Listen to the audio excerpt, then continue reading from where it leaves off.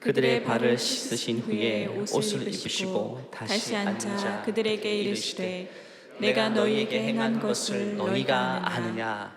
너희가 나를 선생이라 또는 주라 하니 너희 말이 옳도다. 내가 그러하다. 내가 주와 또는 선생이 되어 너희 발을 씻었으니 너희도 서로 발을 씻어주는 것이 옳으니라. 내가 너희에게 행한 것 같이 너희도 행하게 하려 하여 본을 보였노라. 아멘. 예수님을 믿는 사람이 믿지 않는 사람과 구별되는 여러 가지 특징이 있죠. 그중 가장 뚜렷한 특징 중 하나가 바로 섬김의 삶입니다. 나누고 섬기는 삶. 그리스도인은 다른 사람을 잘 섬깁니다. 잘 나눕니다. 돈이 있으면 돈을 잘 나누고 섬겨요. 시간이 있으면 내 시간을 헌신해서 타인을 위해서 그 시간을 사용합니다. 건강과 체력이 있다면 온몸으로 섬길 일을 찾게 되고, 여러 은사와 달란트가 있다면 그 재능 기부 형식으로 많은 분들을 섬기고 합니다. 저희 지구촌교회 교우들 중에서도 자신이 가진 은사를 가지고 다양한 섬김의 자리를 찾는 분들이 있습니다. 취약계층을 대상으로 교육으로 봉사하시는 분도 계시고, 선교지의 아이들을 위해서 장학금으로 섬기시는 분들도 있습니다. 이렇게 그리스도인의 삶에서 이웃을 섬기고 나누는 삶, 이것이 자연스럽게 드러나게 되는 이유가 있습니다. 그것은 바로 우리는 섬김의 본이 되시는, 섬김의 모델이 되시는 예수님을 만났기 때문입니다. 믿으시죠, 여러분? 우리는 예수님을 만났기 때문이에요. 그분은 섬김의 왕, 겸손의 왕이시기 때문에 그분을 만난 우리도 그분의 모습이 우리를 통해서 자연스럽게 나타나게 되는 것이죠. 오늘 본문을 보십시오. 만왕의 왕이신 우리 예수님께서 작고 작은 그 제자들을 한 사람 한 사람 앞에 무릎을 꿇고 그들의 발을 씻기시는 장면이 오늘 본문의 내용입니다. 세상에 있을 수 없는 일입니다. 일반적으로 제자가 스승의 발을 씻겨야 하고 작은 자가 큰 자의 발을 닦아야 하는데, 지금 만왕의 왕이시고 가장 권세 있으신 하나님의 아들께서 작은 제자들의 발 하나하나를 씻고 계셔요. 그리고 이렇게 말씀하시는 겁니다. 너희가 나를 선생이라 또는 주라 하니 너희 말이 옳도다. 내가 그러하다. 내가 주와 또는 선생이 되어 너희의 발을 씻었으니 너희도 서로 발을 씻어주는 것이 옳으니라. 내가 너희에게 행한 것 같이 너희도 행하게 하려 하여 본을 보였노라. 예수님께서 세상의 이치와 상식을 깨고 높은 자가 되셔서 낮은 자의 발을 씻기신 이유는 그것이 본이 되어서 그 모습을 보는 모든 제자들에게 너희들 높고 낮음을 따지지 말고 너희들이 먼저 발을 씻겨주는 섬김의 삶을 살아라고 말씀해 주시는 겁니다. 제자들은 이 현장에서 있었던 일을 결코 잊을 수 없었을 것입니다. 예수님은 아주 중요한 교훈을 가르치실 때 이처럼 말로만 가르치시기보다 항상 어떤 모습을 몸소 보여주심으로 그 교훈을 주셨습니다. 만일 예수님이 그냥 말씀으로만 너희들 서로 발을 씻겨야 돼, 너희들 서로 섬겨야 돼, 이 말씀만 가르쳤다면 제자들은 그 가르침을 어느 순간부터 잊고 살게 되었을 거예요. 그런데 하나하나 제자들이 발을 닦아주시면서, 눈을 마주치시면서, 내 발을 닦아주시면서 그런 말씀을 가르치시니까 제자들은 평생토록 그 가르침을 잊을 수가 없는 겁니다. 이후로도 내가 높아지고 싶고 내가 먼저 대접받고 싶을 그때에 예수님이 내 발을 씻기신 그 장면이 떠올라서 다시금 안 되지, 내가 겸손해져야 되지, 이렇게 되는 것입니다. 이처럼 삶으로 보여주는 교훈은요, 가장 강렬하고 가장 효과 있는 가르침이 되는 것입니다. 이 자리에 계신 부모님들에게 하나님이 이 메시지를 주고 계신 것 같아요. 자녀들에게 신앙을 가르치고 권면할 때 제일 중요한 것은 내가 먼저 자녀들 앞에서 그렇게 살아가는 게 중요하다는 사실입니다. 자녀들 앞에 주일 성수를 가르치죠. 주일 예배만큼은 꼭 지켜야 된다. 근데 아무리 귀에 딱지가 앉을 정도로 가르쳐도 어느 순간부터 그 가르침이 효과를 보지 못할 때가 찾아옵니다. 자녀들도 자아가 생기고 자기 가치관이 생기게 되면서 부모의 가르침과 충돌을 맞이하는, 충돌이 되는 시점이 찾아오기 마련이기 때문이에요. 그런데 어떤 자녀는요, 다 크고 자라도 부모의 교훈에서 평생 떠나지 않는 자녀들도 있습니다. 뭐 때문일까요? 바로 부모가 삶의 모습으로 어떤 경우에도 예배 생활을 타협하지 않고 최고의 우선순위를 두고 살아가는 모습을 보고 자란 자녀들은요, 그 가르침을 떠나지 않게 되는 거예요. 떠나더라도 결국 돌아오게 된다는 사실입니다. 헌금 생활도 마찬가지입니다. 자녀에게 너희들 11조 해야 되고 주님께 예물 구별하여 드려야 된다 아무리 가르쳐도 오늘날 과거 어느 시대보다 더 물질 만능 사회가 되었습니다. 물질을 드리는 것을 더 큰 믿음을 요하는 시대가 되었다는 것입니다. 말로 가르쳐서는 안 되는 거예요. 어릴 적부터 눈으로 보여주면서 가르쳐야 돼요. 아이들이 명절에 이번에도 용돈 여러 곳에서 막 작은 큰 돈을 받았을 겁니다. 그때 눈앞에서 아이들 앞에서 11조를 구별해서 헌금 봉투에 넣어서 돌아오는 주일학교, 교회학교 예배 때 11조를 드리는 것, 어릴 때부터 훈련시키고 그 앞에서 보이는 교훈을 주어야만 아이들이 어려운 순간에도 자신의 것을 구별하여 하나님께 먼저 예물을 올려드리는 삶을 살게 되는 것이죠. 오늘 예수님께서 이 세족식의 현장에서 그 방식으로 교훈하고 계십니다. 왜? 너무 중요한 가르침이기 때문에. 그런데 오늘 교훈에서 또 하나의 중요한 사실이 있습니다. 예수님이 우리를 섬기실 때에 그 섬김의 원동력이 무엇인지를 확실하게 보여주셨어요. 오늘 읽은 본문 13장의 1절은 이렇게 시작합니다. 같이 읽겠습니다. 유월절 전에 예수께서 자기는 세상을 떠나 아버지께로 돌아가실 때가 이른 줄 아시고 세상에 있는 자기 사람들을 사랑하시되 끝까지 사랑하시니라. 예수님이 제자를 너무너무 사랑하셨어요. 그리고 그 사랑의 행위는 예수님 자신의 사랑이 아닙니다. 하나님의 사랑으로 충만했던 독생자 예수 그리스도께서, 그 아버지의 사랑으로 충만했던 독생자 예수 그리스도께서 그 사랑을 제자들에게 지금 흘려보내주고 있는 장면이 세족식의 장면인 것입니다. 한마디로 너희들 서로 발을 씻겨주고 섬기라는 것은 하나의 퍼포먼스가 아닙니다. 하나의 율법적인 행위로 지키고 준수하라는 것이 아닌 것입니다. 그 섬김을 통해서 극진하신 하나님의 사랑이 너희들에게 흘러가고 있음을 너희들 보라는 것입니다. 결국 예수님은 고민합니다. 오늘이 마지막 밤이에요. 제자들하고 하나님의 사랑을 제자들에게 보여줄 수 있는 하나의 장을 준비하고 계신데, 그것이 바로 세족식의 현장이었던 것입니다. 결국 형식적으로 발을 씻겨주는 그 모양을 제자들에게 보여주시는 것이 아니라 그 모습을 통해서 하나님이 너희 한 사람 한 사람을 얼마나 사랑하시는지를 지금 내가 너희들의 발을 씻겨주는 장면을 통해 너희들은 봐야 된다고 말씀하시는 거예요. 결국 하나님의 사랑이 너희들 안에 머물게 되면 너희도 자연스럽게 누군가의 발을 씻겨주는 인생으로 살게 될 것이라는 말을 가르치고 계신 거예요. 우리의 섬김은 절대 인위적인 것이 아닙니다. 율법적인 것이 아닙니다. 그리스도인 이웃을 섬기는 일은요, 하나님의 사랑이 우리 안에 넘치게 될 때 자연스럽게 이웃에게로 흘러가는 것이 됩니다. 수위가 높고 넘치게 되면 낮은 곳으로 자연스럽게 흘러가는 것처럼 우리 믿음의 사람의 헌신과 섬김이 바로 그런 차원의 것으로 이해되어야 되는 것입니다. 그래서 우리가 누군가를 섬기고 있다면, 누군가에게 우리의 것을 나누고 있다면 그것이 내가 어떤 사람인지를 증명하는 방식이 되어서는 안 됩니다. 내가 왜 이렇게 누군가를 섬기는지, 이 열정과 이 사랑과 이 여유가 어디서부터 기인한 것인지, 그 출처가 내 모습이 아니라 바로 하나님의 사랑에서부터 기인한다는 사실을 우리는 보여줄 수가 있어야 된다는 사실입니다. 우리가 아는 것처럼 세상 사람들도 자선을 많이 하고 어려운 사람을 도우며 삽니다. 사랑 많고 소중한 분들이 많아요. 하지만 그 선행은요, 출처가 자기 자신입니다. 자신의 것을 나누고 있고 자신의 마음을 나누죠. 기업도 대사회적으로 좋은 일들을 많이 합니다. 결국 그것을 통해 기업 이미지 마케팅을 하는 겁니다. 우리 기업이 얼마나 좋은 기업인지 보여주기 위해서 그렇게 어려운 사람들을 돕는 것, 다 자신을 증명하기 위한 선행입니다. 세상 선행의 특징입니다. 내가 어떤 사람인지를 보여주고자 하는 것. 하지만 그리스도인의 섬김은요, 내 모습이 아닌 하나님의 사랑을 드러내는 통로가 되는 것입니다. 그래서 그리스도인의 섬김의 특징이 뭐냐 하면 대가를 요구하지 않습니다. 사람은 무언가를 나눠주고 섬기면요, 은근히 다시금 돌려받기를 원하고, 물질로 돌려받지 못하면 인정이라도 받기를 원합니다. 피드백을 항상 기대하는 거예요.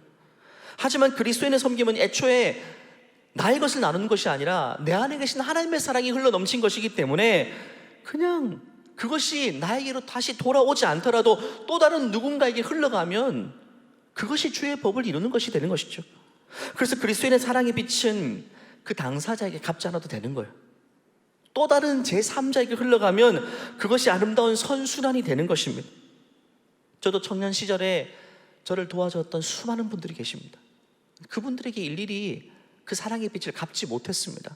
하지만 지금 제가 있는 자리에서 제가 만나는 사람들에게 그 사랑의 빛을 갚고 있는 거예요. 이것이 그리스도의 선행의 특징입니다. 그리스도의 섬김의 특징이에요.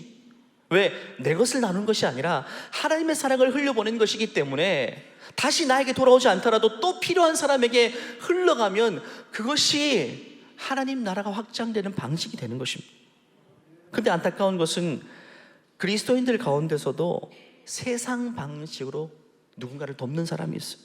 예수님은 바리새인의 그 모습을 책망하신 적이 있습니다. 마태복음 6장 말씀을 같이 읽어볼까요? 시작. 사람에게 보이려고 그들 앞에서 너희 의를 행하지 않도록 주의하라. 그리하지 아니하면 하늘에 계신 너희 아버지께 상을 받지 못하느니라.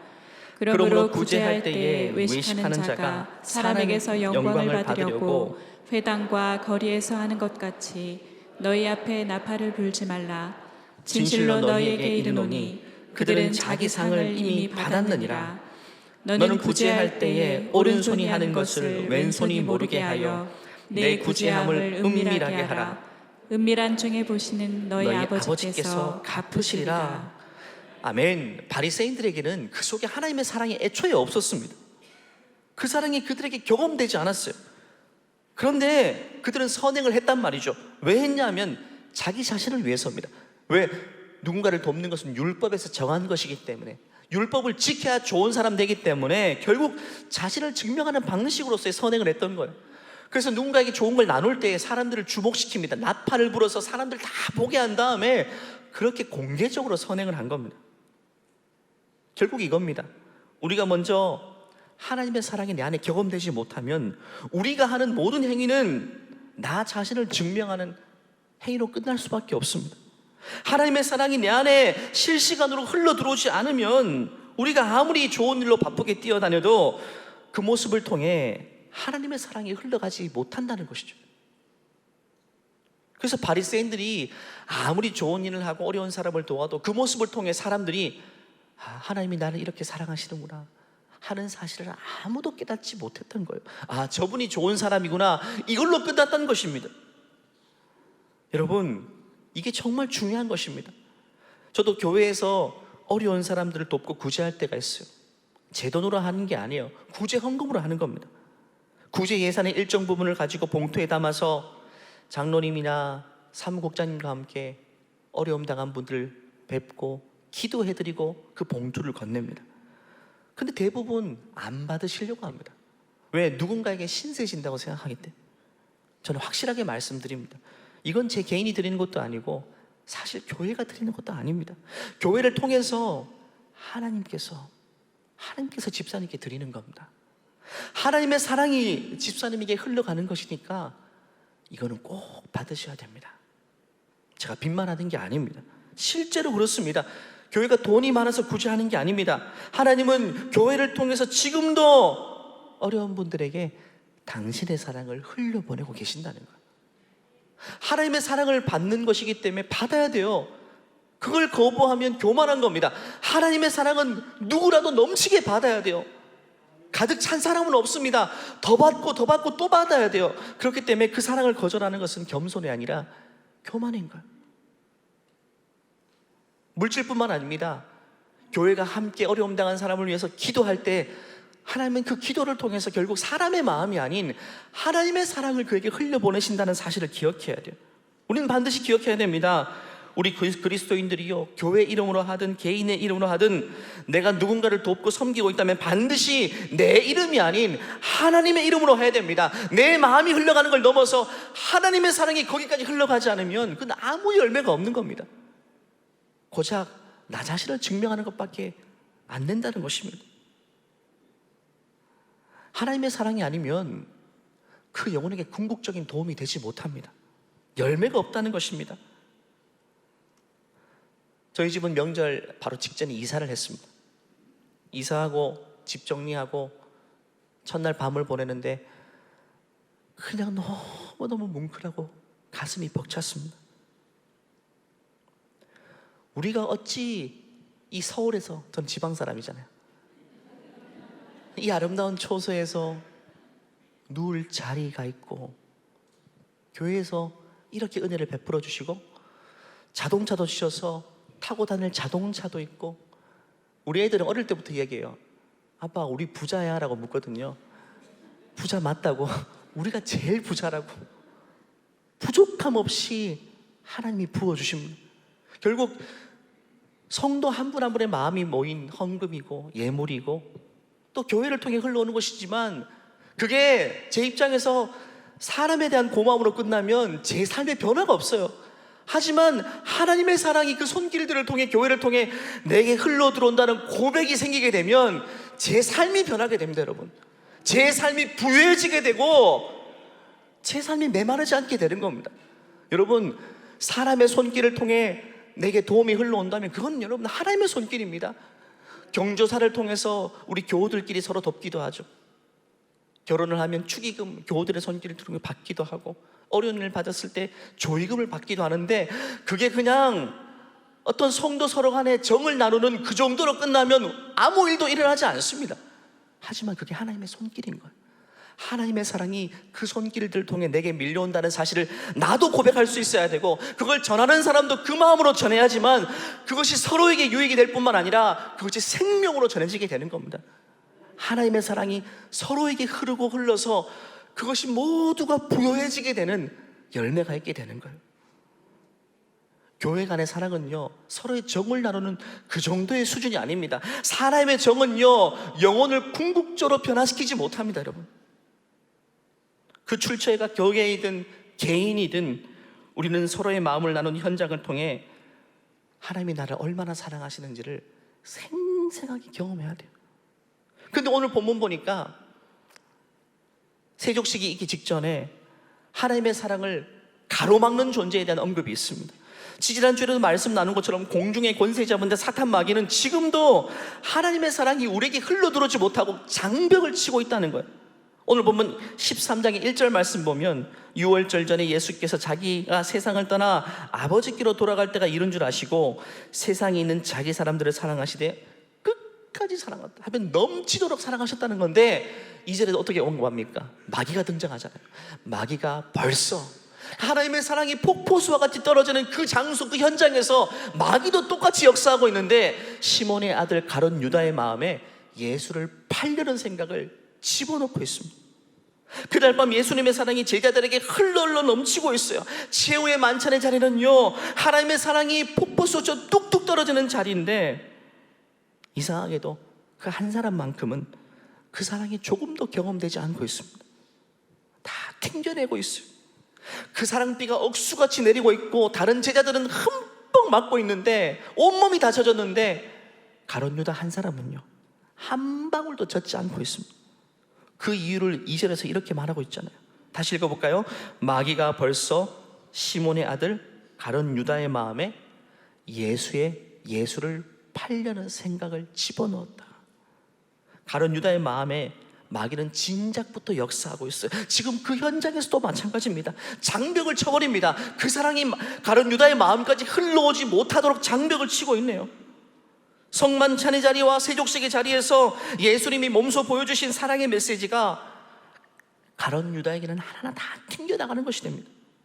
그런데 중요한 것은 오늘날도 마찬가지입니다. 이 예배 현장을 통해 하나님은 궁극적으로 하나님의 사랑을 우리에게 흘려보내고 계십니다. 하나님이 나를 얼마나 사랑하시는지를 말씀을 통해, 찬송을 통해 보여주고 계신데, 그런데 어떤 사람에게는 그 사랑이 조금 더 경험되지 않아요. 이 자리에 성령만 역사하시는 게 아닙니다. 사탄 마귀도 동일하게 우리 앞에 장벽을 치고 그 사랑이 여러분의 마음에 조금 더 경험되지 못하고 다 튕겨내버리도록 그렇게 만들고 있다는 사실입니다. 예배 현장뿐 아닙니다. 삶의 현장도 마찬가지입니다. 하나님은 여러 채널을 통해서 우리를 얼마나 사랑하시는지를 보여주고 계십니다.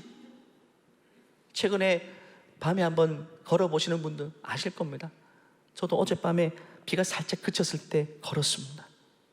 걸어서 카페 갔다 왔다 했는데 그 흙냄새가 얼마나 좋은지, 비 온 뒤에 그 상쾌함이 얼마나 좋은지, 하나님이 나를 이렇게 사랑하시는구나. 향으로 느껴지고 피부로 느껴지고, 그 촉촉한 빗소리를 통해서도 하나님 나를 이렇게 사랑하신다. 조금 있으면 가을이 되었죠. 온 세상이 붉게 아름답게 형형색색 물들고 우리 앞에 풍랑을 자랑하게 될 것인데, 그런 눈에 보이는 그 광경을 통해서도 하나님은 우리에게 사랑의 메시지를 전하신단 말이죠. 최근에 어떤 분은요, 실패를 경험했거든요. 근데 이렇게 고백하더라고요. 이번에 내가 계획했던 일이 좌절됨을 통해서 하나님이 나를 진짜 사랑하신다는 사실을 다시금 깨달았다고. 깜짝 놀랐어요. 어떤 사람은요, 실패를 통해서도 하나님의 사랑을 깨닫는 사람이 있어. 어떤 사람은 병들고 아픈 걸 통해서도 하나님의 사랑을 경험하는 사람이 있는 반면, 또 다른 사람은요, 아무리 하나님이 어떤 역사를 주어도 조금 더 하나님의 사랑이 그 안에 흘러 들어오지 못하는 사람도 있다는 거예요. 메마르고 메말라서 자기밖에 모르는 인생을 살게 되는 것이죠. 중요한 것은 이 싸움이 지금도 우리 안에서 일어나고 있다는 사실이에요. 마귀는 끊임없이 우리에게 하나님의 사랑이 흘러들어오지 못하도록 거부하고 인정하지 못하게 만듭니다. 그래서 결국에는 그 결과가 뭡니까? 그 누구도 섬기지 못하는, 자기밖에 모르는 삶을 살게 만드는 겁니다. 거기서 한 걸음 더 나가 마귀는요, 가룟 유다에게 예수님을 팔려는 생각까지 집어넣었어요. 어떤 마음이냐면, 한마디로 그 사랑을 경험하지 못할 뿐만 아니라 그 사랑을 오해하게 만듭니다. 내가 지금까지 3년 동안 예수님 따라다녔는데 내가 당했다, 내가 헛수고했다, 헛고생했다, 내가 이 사람에게 꾀임에 당했다라는 생각이 들게 만드는 거예요. 오늘날도 마찬가지입니다. 나는 신앙생활을 오래 했고 예수님을 오래 믿었지만 나는 받은 것이 전혀 없다고 마귀는 생각하게 만듭니다. 나는 복 받은 것이 전혀 없다. 나는 평생 예배 생활했는데 나는 지금 헛수고했고 헛고생했다. 하나님은 내 인생을 축복하지 않았고 내 인생은 예수님을 믿고도 전혀 나아진 것이 없다. 여러분, 아니거든요. 마귀가 그렇게 속이는 겁니다. 속이는 거예요. 진짜 진지하게 한번 생각해 보세요. 우리가 받은 복이 얼마나 많은지 말입니다. 다른 거 볼 필요도 없어요. 자녀 얼굴만 보세요. 자녀를 3주 동안만 한번 얼굴을 보세요. 하나님이 제일 좋은 선물을 이미 주셨습니다. 받은 복이 얼마나 많은지 찬송가 중에도 받은 복을 세어보아라. 그 다음 뭐라고 말합니까? 주의 크신 복을 내가 알리라. 그런데 하나님의 사랑이 경험되지 않는 사람은 나는 아무것도 받은 것이 없다. 가룟 유다가 지금 그래요. 3년 동안 예수님 따라다녔는데 나는 완전히 손해봤다고 생각하는 거예요. 이처럼 하나님의 사랑을 경험하지 못하고 그 사랑에 메마른 사람은요, 다른 사람을 향해서도 너그럽지 못하고 관대하지 못하고 메마르고 계산적인 사람이 될 수밖에 없습니다. 그리스도인의 동력이 하나님의 사랑인데 그게 경험되지 않으니까, 동력이 없으니까 누군가를 섬길 여력도 없고 마음의 여유도 없고 인색하고 계산하고 재고 있고 그렇게밖에 할 수 없어요. 그래서 오늘 본문 13장 이전에 12장 말씀 보면 이 가룟 유다가 얼마나 계산적이고 인색한 사람인지 나타나는 사건이 등장합니다. 예수님이 베다니에 계실 때에 한 여인 마리아가 갑자기 등장해서 자신이 가져오는 향유 나드 한 병을 통째로 깨뜨려서 그 앞에 붓고 자신의 머리털로 예수님을 씻겨요. 3절 말씀 같이 읽어볼까요? 시작. 마리아는 지극히 비싼 향유 곧 순전한 나드 한 그릇을 가져다가 예수의 발에 붓고 자기 머리털로 그의 발을 닦으니 향유 냄새가 집에 가득하더라. 정말 아름다운 장면입니다. 우리가 제3자의 관점에 그 현장에 있었다면 그 모습을 봤으면 눈물이 핑 돌았을 거예요. 이 여인이 하나님의 사랑을 얼마나 크게 경험했기에 이 귀한 향유를 통째로 쏟아붓고 있고 자신의 머리털로 눈물로 예수님의 발을 씻기는지, 그 모습을 보는 우리도 함께 감동이 되었을 것이고 함께 하나님의 사랑이 그 마음에 흘러 들어오게 되었을 거예요. 그런데 그 자리에서 가룟 유다도 있었는데요, 유독 가룟 유다만 그 현장에서 딴 생각하고 있어요. 혼자서 딴 생각합니다. 그리고 뭐라고 말하는가? 5절 6절 읽어볼까요? 시작. 이 향유를 어찌하여 300데나리온에 팔아 가난한 자들에게 주지 아니하였느냐 하니 이렇게 말함은 가난한 자들을 생각함이 아니요 그는 도둑이라 돈꾀를 맞고 거기 넣는 것을 훔쳐감이라. 혼자서 계산합니다. 이게 얼마짜린데? 시세에 능했던 그는 이게 300데나리온의 시세를 가진 나드라는 향유임을 알게 돼요. 한 데나리온이 하루 품삯이라면 300데나리온 1년의 연봉치입니다. 마리아가 돈이 많아서 그 중에 일부를 드린 게 아니라 마리아는 자기의 전부를 드린 겁니다. 근데 마리아는 자기가 나드 한 병을 다 드리면서 이게 시세로 얼마치지를 몰랐을 겁니다. 여러분, 사랑은요, 사랑이 내 안에 충만하면 계산하지 않습니다. 여러분, 사랑할 때 계산하면서 사랑했습니까? 옆에 계신 분과 한창 연애할 때 여러분 계산하면서 베풀고 나누고 섬겼나요? 그랬으면 여기까지 오지 못했죠. 진짜 사랑에 빠지면 이게 얼마짜리인지도 모르고 계산할 여유도 없습니다. 얼마짜리인지가 중요한 게 아니라 내가 가진 게 뭔지가 중요합니다. 왜? 전부를 내어줄 각오가 되어 있으니까. 지금 이 여인은 그 정도로 하나님의 사랑으로 충만한 상태입니다. 그런데 가룟 유다는 이 여인의 행위를 낭비라고 치부해버립니다. 헛수고라고 치부해버립니다. 자기가 준 것도 아니고 제3자임에도 불구하고 그 행위를 관찰하면서 야, 너 낭비하는 거야 라고 해버립니다. 이게 말이 됩니까?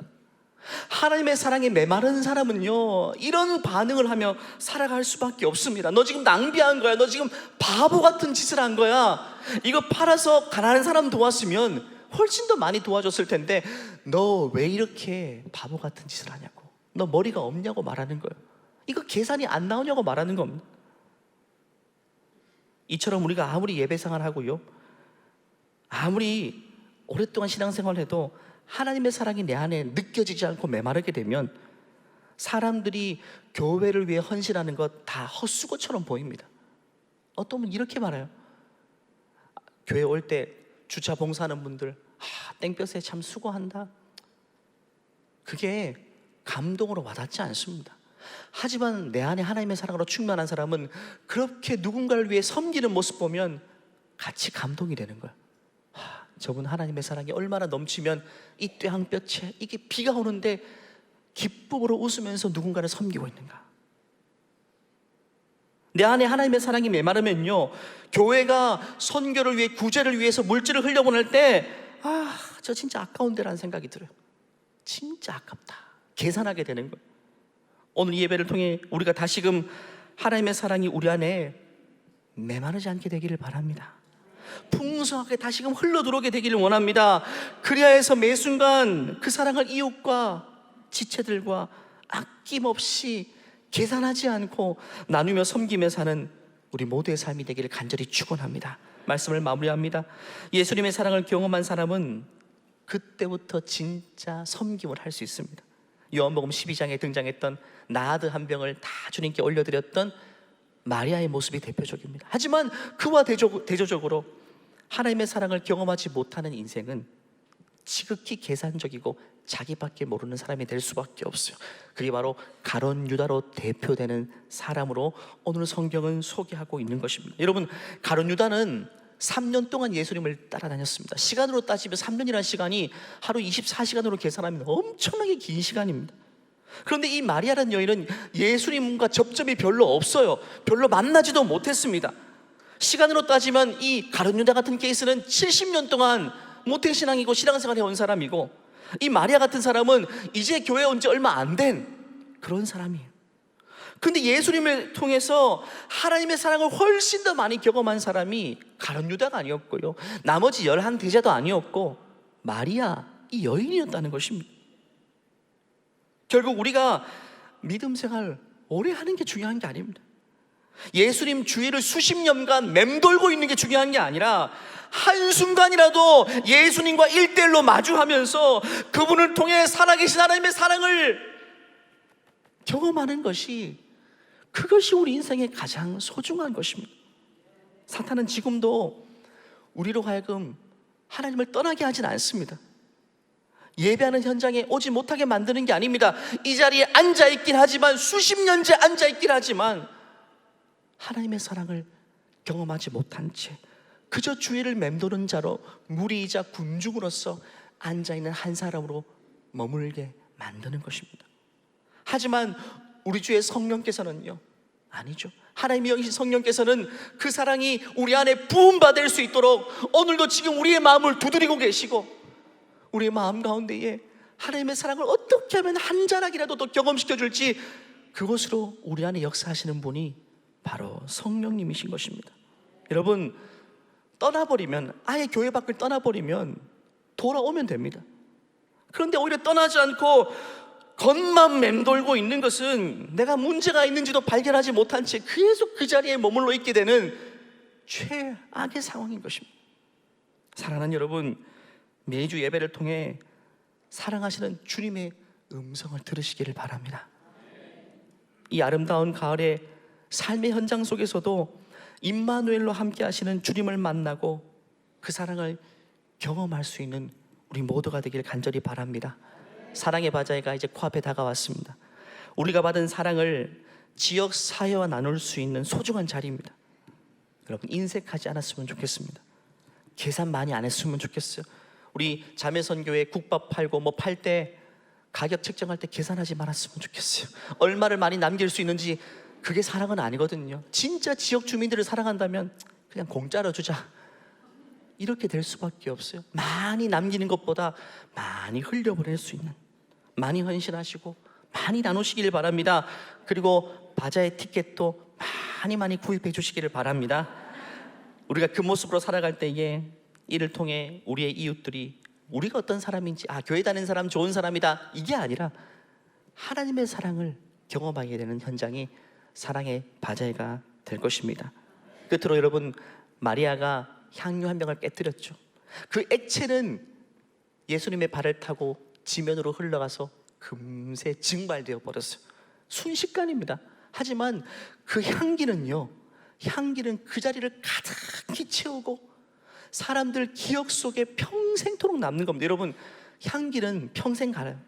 여러분, 사랑하는 아내를 처음 만났을 때 그 향기를 기억하시죠? 저도 아직 기억합니다. 그 향기를 아직 기억해요. 평생 가는 겁니다. 우리의 섬김도 마찬가지입니다. 사랑의 바자회를 통해서 우리의 섬김은 이틀뿐이지만 우리의 섬김이 그리스도의 향기로 지역사회 속에 뇌류로 박혀서 그게 오래오래 남아서 결국 한 영혼을 예수님께로 돌아오게 하는 지름길이 되게 하실 줄 믿으시고, 바자회를 한마음 한뜻으로 우리의 사랑을 흘려보내는, 그리스도의 사랑을 흘려보내는 아름다운 장으로 함께 만들어가기를 주님 이름으로 간절히 축원합니다. 다 같이 일어나시겠습니다. 일어나서 함께 기도할까요? 하나님, 매주 예배를 통해 내가 하나님의 사랑을 경험하고 깨달아 알기 원합니다. 뿐만 아니라 우리 배우자도, 사랑하는 아내도, 남편도, 우리 자녀들도 이 예배 현장뿐만 아니라 삶의 현장 속에서도 임마누엘로 함께 하시는 그 하나님의 사랑을 매 순간 경험하며 살게 하셔서 메마르지 않는 인생, 계산하지 않는 인생, 그 사랑을 이웃에게 흘려보내는 인생으로 살아가게 하여 주시옵소서. 특별히 사랑의 바자회를 통해서 나의 모습이 아닌, 내 사랑이 아닌 하나님의 사랑이 지역 주민들에게 흘러가는 은혜의 통로가 될 수 있도록 하나님의 사랑의 바자회를 축복하여 달라고 합심해서 기도하시겠습니다. 하나님 아버지, 우리에게 하나님의 사랑을 듬뿍 담아주셔서 그 사랑을 나누고 흘려보낼 수 있는 삶을 살게 하신 것을 감사합니다. 나에게 있는 사랑을 짜내서 흘려보내는 것이 아니라 내 안에 계신 주님의 사랑을 넘치도록 나타내게 도와주시고, 먼저 하나님, 우리 안속에 그리스도의 사랑이 경험되기를 원합니다. 오늘 이 예배 현장을 통해서 내가 받은 복이 얼마나 큰지, 내가 받은 하나님의 사랑이 얼마나 큰지를 깨달아 알게 도와주시고, 하나님 아버지, 사랑의 바자를 통해 그 사랑을 흘려보내는 장이 되게 도와주시고, 그 향기를 흘려보내는 장이 되게 도와주셔서 하나님 아버지, 많은 영혼들에게 하나님의 사랑이 그 마음에 흠집되는 자리가 될 수 있도록 아버지 은혜 베풀어 주시고 주님 역사해 주시옵소서. 하나님, 예배 현장을 통해서 또 삶의 현장을 통해서도 하나님의 사랑을 매 순간 경험하며 살게 되는 우리가 되기를 원합니다.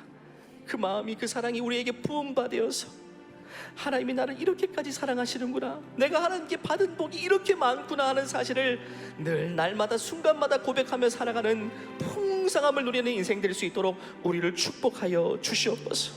하나님, 메마르지 않게 도와주시고 계산하지 않게 도와주시고 자기 자신밖에 모르는 그런 인생으로 살지 않도록 우리 자녀들을 축복하여 주시고, 우리 자녀도 인생도 하나님의 사랑을 경험하여서 끊임없이 흘려보내고 섬기는 인생으로 쓰임받을 수 있도록 하나님 은총 베풀어 주시옵소서. 감사드리며 우리 주 예수 그리스도 이름으로 기도하옵나이다.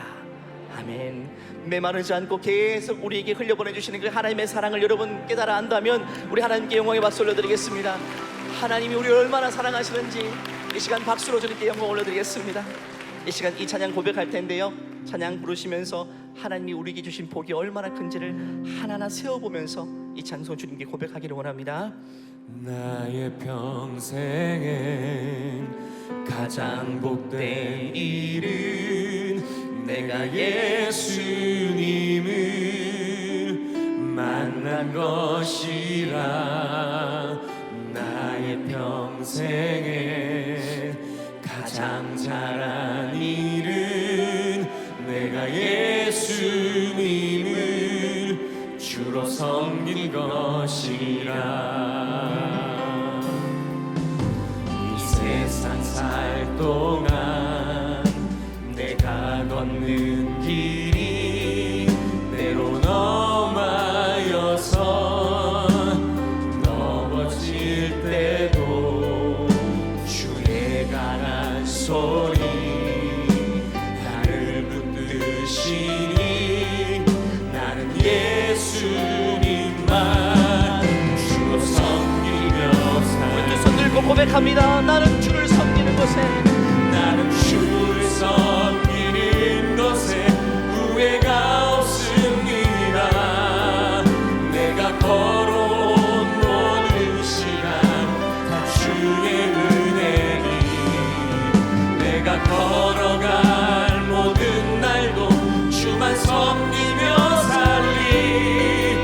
오직 예수 이름 부르며 살아가. 우리 마음으로 고백합니다. 나는 주를 섬기는 것에, 나는 주를 섬기는 것에 후회가 없습니다. 내가 걸어온 모든 시간 다 주의 은혜니, 내가 걸어갈 모든 날도 주만 섬기며 살리. 오직 예수 이름 부르며 살아가리라. 오직 예수 이름 부르며 살아가겠습니다. 오직 예수 이름 부르며 살아가리라. 우리 마음으로 고백합니다. 오직 예수 이름, 오직 예수 이름 부르며 살아가리라. 우리를 사랑하신 하나님께 영광의 박수 올려드리겠습니다. 하나님, 한없는 사랑으로 우리에게 베풀어 주심을 감사합니다. 주님, 그 사랑을 확인합니다. 그 사랑을 깨달아합니다. 이제는 우리 주 예수 그리스도의 은혜와 하나님의 무한한 신사랑과 우리 안에 내주하시는 성령의 교통하심이 그 어떤 순간에도 하나님의 사랑을 한 절이라도 더 경험하며 살아가기를 소원하는 모든 주의 존귀한 백성들 머리 위에 이제로부터 영원토록 함께 하시기를 간절히 축원하옵나이다. 아멘.